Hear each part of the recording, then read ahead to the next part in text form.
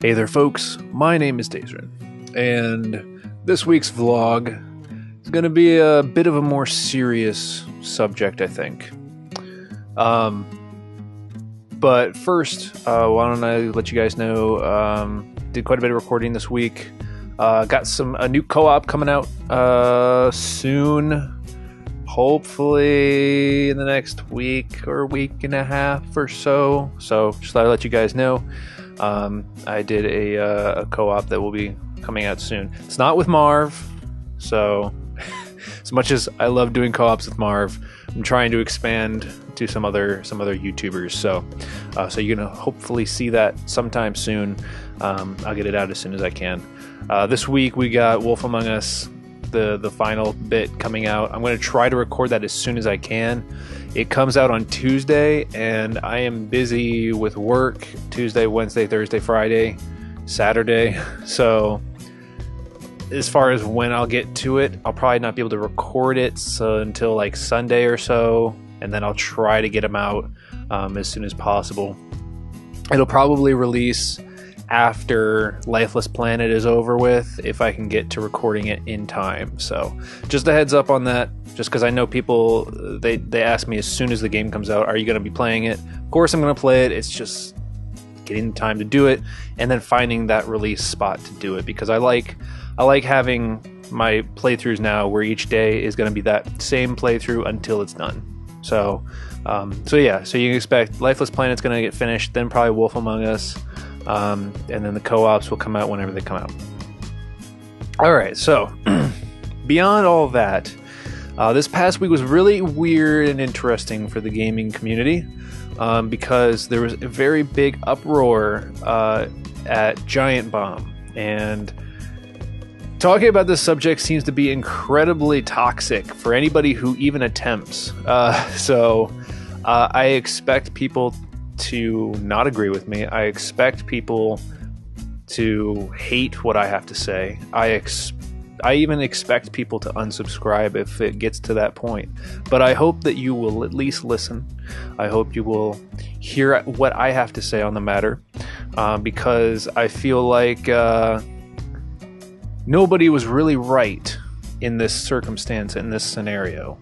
So a little background, and I'm going to admit right here and right now, I don't know everything about this. I don't know really anything about Giant Bomb. I know as much as I was able to read after this all happened. I am a big fan, and I read Game Informer, which is where Dan Reichert and Jason A. Stryker come from. They were working at Game Informer, and then they got new jobs working for Giant Bomb. And Dan Reichert, while being a huge internet troll, is a very nice guy, a very awesome person. Jason A. Stryker, awesome guy as well. Also really good at video games. But besides the point. So I'm not going to claim to know everything about this. I'm not going to claim to know that, you know, what I'm saying is necessarily right. What I'm going to be saying is basically how I feel about what I saw. So Giant Bomb was hiring, and they hired Dan Reichert and Jason A. Stryker, very well-known, or Dan Reichert, well-known editor for Game Informer. He's done a whole lot of stuff. He's written 2 books, working on a 3rd book at this point. He's very accomplished in the industry. Jason A. Stryker, I only know him from Game Informer. He was not there for very long, but he was the video editor. Did a great job with the Replay series and Super Replays, and just overall very nice guy. If there was ever a moment where something went wrong with a replay, he was always on it to make sure that it got fixed. So 2 very nice guys, very good guys, and accomplished in the industry. So Giant Bomb decided to hire these people.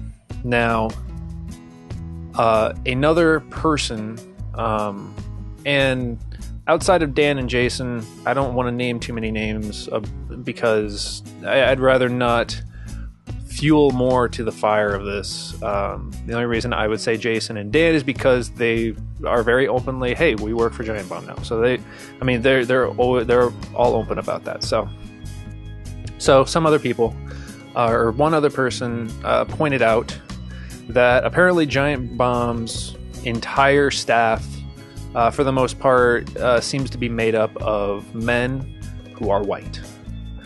And so this kind of brought up a question of, you know, equality in equal opportunity employment at Giant Bomb.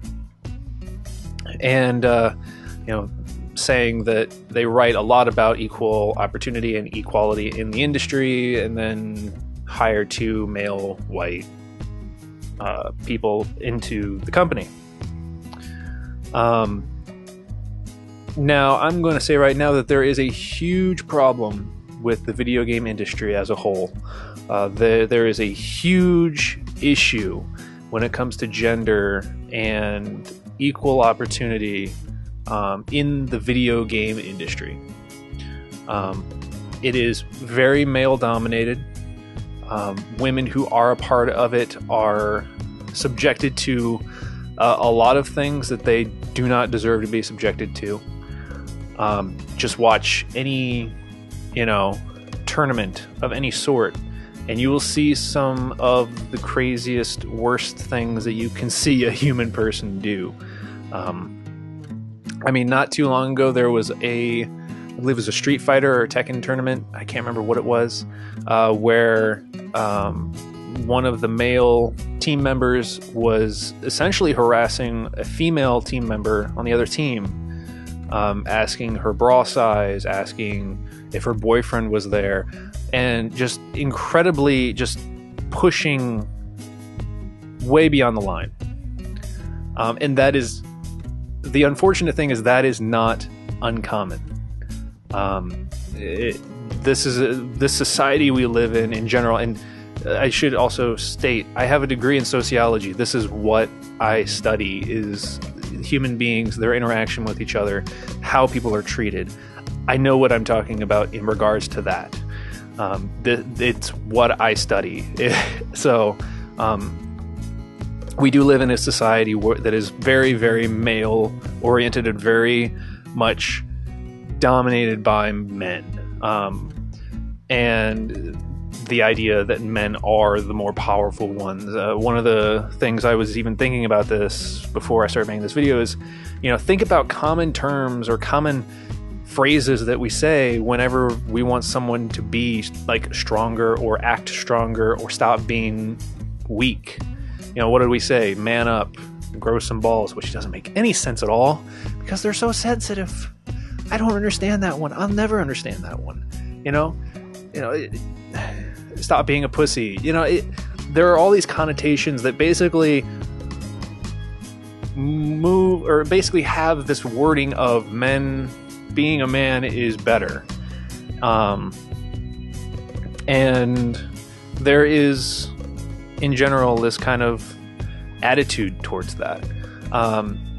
So there is definitely a problem in the industry, in society as a whole, but the video game industry is still very, very toxic with this kind of view that, it's very male dominated. And anybody who's a woman who's in it, I applaud you for being a part of it, because we need more. But I also am so sorry, because that means that you're going to have to deal with so much unnecessary shit. So anyway, getting back to the subject. So there was this whole uproar on whether or not Giant Bomb was being fair. And I think that what happened after that was basically a bunch of people who support Giant Bomb bombarded this person who had called them out with a whole bunch of negativity and unnecessary things. And after that, it really just turned into a screaming match of anger and hate, and just people saying fuck you, fuck you, fuck you, just over and over and over. It devolved into this just madness of Twitter blowing up about nothing. nothing constructive, nothing productive. It became just a screaming match. And that's pretty much all I really know about this. And I want to say that both sides of this argument messed up an opportunity to discuss something very real. Do I think it was wrong for Giant Bomb to hire Dan Reichert and Jason A. Stryker? No. I think that there's nothing wrong with employing people that you think are qualified for a position to work. I think there's a problem if somebody else who was more qualified for the position didn't get it, but we don't, as far as I know, they were the most qualified, and judging from their portfolio, that I know of at least, they were very qualified. But the biggest problem here is that people